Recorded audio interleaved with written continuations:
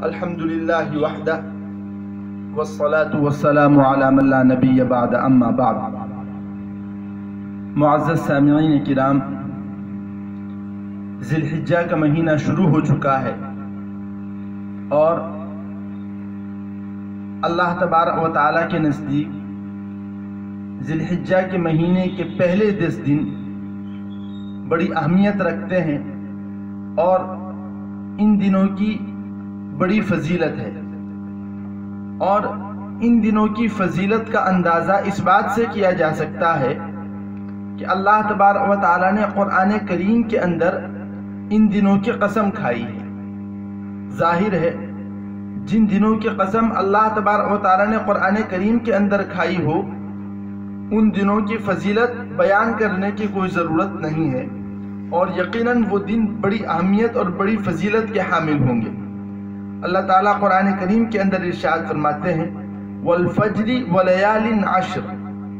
فجر کی قسم اور 10 راتوں کی قسم۔ مفسرین نے لکھا ہے کہ 10 راتوں سے مراد یہاں ذی الحجہ کے مہینے کی پہلی 10 راتیں ہیں، یعنی ذی الحجہ کے مہینے کے پہلے جو 10 دن ہیں اور پہلی جو 10 راتیں ہیں، ان کی اللہ تبارک و تعالیٰ قسم کھا رہے ہیں۔ ظاہر ہے جب اللہ تبارک و تعالیٰ نے ان دنوں اور ان راتوں کی قسم کھائی ہے تو یہ اللہ تعالیٰ کے نزدیک بڑی فضیلت والے ہوں گے اور بڑی اہمیت والے ہوں گے۔ اور اس بات کا اندازہ اس سے بھی کیا جا سکتا ہے کہ اس مہینے کے اندر ہمارے جو اہم ارکان ہیں، ان ارکان میں سے ایک اہم رکن حج ادا کیا جاتا ہے۔ تو حج کا اس مہینے کے اندر ادا ہونا اور اس مہینے کے پہلے 10 دنوں میں ادا ہونا، اس سے اندازہ کیا جا سکتا ہے کہ ان 10 دنوں کی اللہ تعالیٰ کے نزدیک کتنی اہمیت ہے۔ اور ایک حدیث شریف کے اندر بھی آتا ہے، حدیث شریف میں آپ کو پڑھ کر سنانا چاہتا ہوں، ما من ایام احب الی اللہ ان یتعبد له فیها من 10 ذی الحجۃ یعدل صیام کل یوم منها بصیام سنۃ وقیام کل لیلۃ منها بقیام لیلۃ القدر۔ اس حدیث کو امام ترمذی رحمۃ اللہ علیہ نے نقل کیا ہے، اور اس حدیث کے اندر رسول اللہ صلی اللہ علیہ وسلم نے 3 باتیں ارشاد فرمائی ہیں۔ نمبر 1 بات تو یہ ارشاد فرمائی کہ اللہ تبارک و تعالیٰ کے نزدیک عبادت کے لیے سب سے زیادہ پسندیدہ ذی الحجہ کے مہینے کے پہلے 10 دن ہیں، یعنی اللہ تبارک و تعالیٰ ذی الحجہ کے مہینے کے پہلے 10 دنوں کے اندر عبادت کو بہت زیادہ پسند فرماتے ہیں۔ محدثین نے حدیث کے اس جملے کی تشریح کرتے ہوئے لکھا ہے کہ رمضان المبارک اللہ کے نزدیک سب سے زیادہ پسندیدہ ہے۔ رمضان المبارک کے بعد جو 11 مہینے ہیں، ان 11 مہینوں میں سب سے زیادہ فضیلت اور سب سے زیادہ اہمیت اگر کسی دن کو ہے یا کسی مہینے کو ہے تو وہ ذی الحجہ کے مہینے کے پہلے 10 دن ہیں کہ جس میں اللہ تبارک و تعالیٰ عبادت کو بہت پسند فرماتے ہیں۔ کتنی اللہ تعالیٰ کو عبادت پسند ہے، اس حدیث کے دوسرے 2 جملوں کے اندر یہ بیان کیا ہے۔ اللہ تعالیٰ ارشاد فرماتے ہیں، رسول اللہ صلی اللہ علیہ وسلم کی زبانی اللہ تعالیٰ ارشاد فرماتے ہیں کہ ان دنوں کے اندر روزہ رکھنا چاہیے،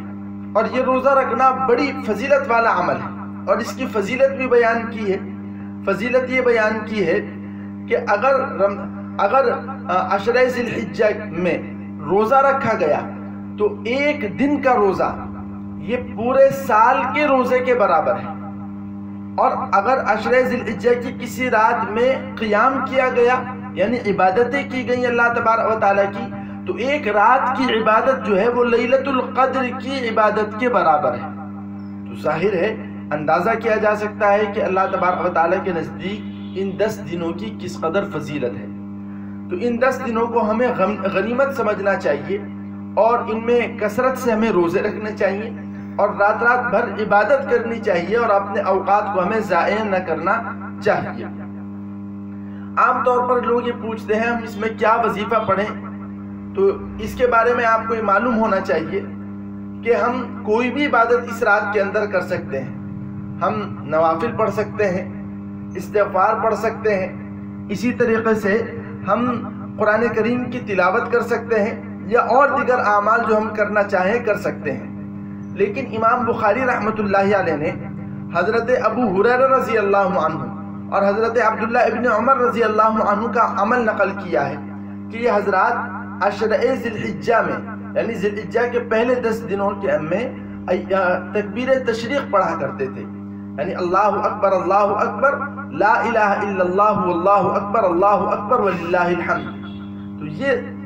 وظیفہ کثرت کے ساتھ پڑھنا چاہیے اور تکبیر تشریق کثرت کے ساتھ پڑھنی چاہیے۔ اس موقع پر یہ واضح کر دینا بھی میں مناسب سمجھتا ہوں کہ ایام تشریق میں تکبیر تشریق پڑھنا ہر نماز کے بعد ہر مسلمان کے اوپر واجب ہے، یعنی 9 ذی الحجہ، 10ویں ذی الحجہ، 11ویں ذی الحجہ، 12ویں ذی الحجہ، 13ویں ذی الحجہ، ان 5 دن میں تکبیر تشریق ہر فرض نماز کے بعد پڑھنا واجب ہے۔ 9 ذی الحجہ کی فجر کے بعد سے لے کر 13ویں ذی الحجہ کے عصر تک تکبیر تشریق پڑھنا واجب ہے۔ لیکن ان ایام تشریق کے علاوہ جو ذی الحجہ کے مہینے کے پہلے 10 دن ہیں ان میں اگر تکبیر تشریق پڑھی جائے تو یہ بھی بڑا افضل عمل ہے اور یہ بھی بڑا پسندیدہ عمل ہے اور یہ بھی بڑا باعث ثواب عمل ہے۔ بہر صورت تو یہ جو 10 دن ہیں ذی الحجہ کے مہینے کے، یہ 10 دن بڑی فضیلت والے ہیں اور بڑی اہمیت والے ہیں۔ آخر میں ایک بات یہ بھی واضح کر دینا چاہتا ہوں کہ 9 ذی الحجہ کا روزہ رکھنا یہ بھی بڑا فضیلت کا عمل ہے، اور حدیث شریف کے اندر آتا ہے کہ اگر 9 ذی الحجہ کا روزہ رکھا گیا یعنی یوم عرفہ کا روزہ رکھا گیا تو اس روزے کے بدلے میں اللہ تبارک و تعالیٰ 1 سال پہلے کے گناہ معاف فرما دیتے ہیں اور 1 سال بعد کے گناہ معاف فرما دیتے ہیں۔ تو اس دن میں روزے کا اہتمام کرنا چاہیے اور اس دن کا خاص خیال رکھنا چاہیے۔ لوگوں کے ذہنوں میں ایک وسوسہ یہ پیدا ہوتا ہے کہ یوم عرفہ مختلف ہوتے ہیں، ہندوستان میں کسی تاریخ میں ہوتا ہے، سعودیہ میں کسی تاریخ میں ہوتا ہے، فلاں علاقے میں کسی تاریخ میں ہوتا ہے، تو ہم کس دن یوم عرفہ کا روزہ رکھیں؟ تو فقہاء نے اس موقع کے اوپر واضح کیا ہے کہ جس علاقے میں جس دن یوم عرفہ متعین ہو، چاہے دوسرے علاقوں کے اندر دوسرے دن یوم عرفہ ہو رہا ہو، لیکن آپ کے علاقے میں چونکہ یوم عرفہ اس دن ہے اس لیے آپ اس دن روزہ رکھیں اور آپ کو اسی دن روزہ رکھنے سے وہ فضیلت اور وہ ثواب حاصل ہو جائے گا۔